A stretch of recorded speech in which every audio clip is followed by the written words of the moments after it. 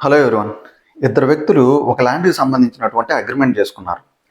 అగ్రిమెంట్లో land యొక్క ఖరీదు 20 లక్షలు, ప్రస్తుతానికి 10 లక్షలు పే చేశాడు. మిగతా 10 లక్షలు రిజిస్ట్రేషన్ రోజున తీసుకొని రిజిస్ట్రేషన్ చేస్తా అని చెప్పి రాసుకున్నారు.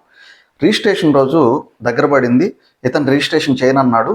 కొనుక్కునే వ్యక్తి కోర్టుకు వెళ్ళాడు, నేను ఆల్రెడీ 10 లక్షలు పే చేశానని చెప్పేసి.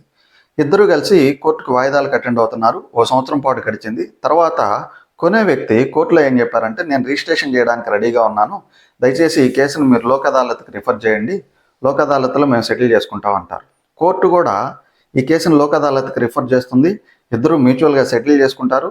ఆ కేసుకు సంబంధించినటువంటి అవార్డు కాపీ కూడా వస్తుంది. ఈ అవార్డు కాపీని తీసుకొని వీళ్ళు సబ్ రిజిస్టర్ ఆఫీస్కి వెళ్ళేసి ఈ ఈ ల్యాండ్ మేము రిజిస్టర్ చేయాలనుకుంటున్నాం, దయచేసి ఈ ల్యాండ్ రిజిస్టర్ చేయండి అని చెప్తే సబ్ రిజిస్టర్ ఆఫీసు, నువ్వెలా అమ్ముతావయ్యా, నీ పేరు మీద అసలు ల్యాండే లేదు, నువ్వెలా కొనుక్కుంటావయ్యా, ఆయనకి ల్యాండ్ లేనప్పుడు అని చెప్పి చెప్తారు.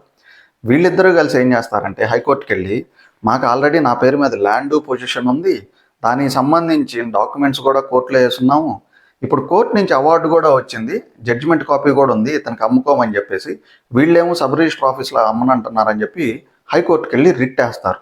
గవర్నమెంట్ ఉద్యోగి బాధ్యతగా తన పనిని నిర్వర్తించట్లేదు అని చెప్పి.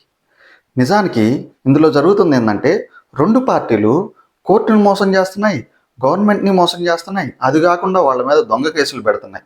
ఇది కాకుండా అసలు ఎవరైతే ఒరిజినల్ ఓనర్ ఉంటారో వాళ్ళు ఏదైనా ఒక కన్స్ట్రక్షన్ మొదలెట్టారు, లేదంటే వాళ్ళు ఆ ల్యాండ్ అమ్ముకోవాలని చూశారు, అప్పుడు వాళ్ళని కూడా పార్టీలుగా చేర్చి హైకోర్టులో సూట్లు వేస్తారు. సో దీనివల్ల ఎవరైతే ఒరిజినల్గా ల్యాండ్ ఓనర్స్ అయి ఉంటారో వాళ్ళని ఇబ్బంది పెడతారు, గవర్నమెంట్ ఉద్యోగుల్ని ఇబ్బంది పెడతారు.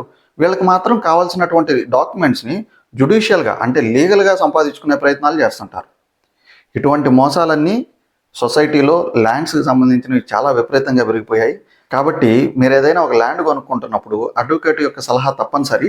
దానికి సంబంధించినటువంటి ఈసీ మరియు రెవెన్యూ రికార్డ్స్ని వెరిఫై చేయించుకోవడం కూడా చాలా ఇంపార్టెంట్.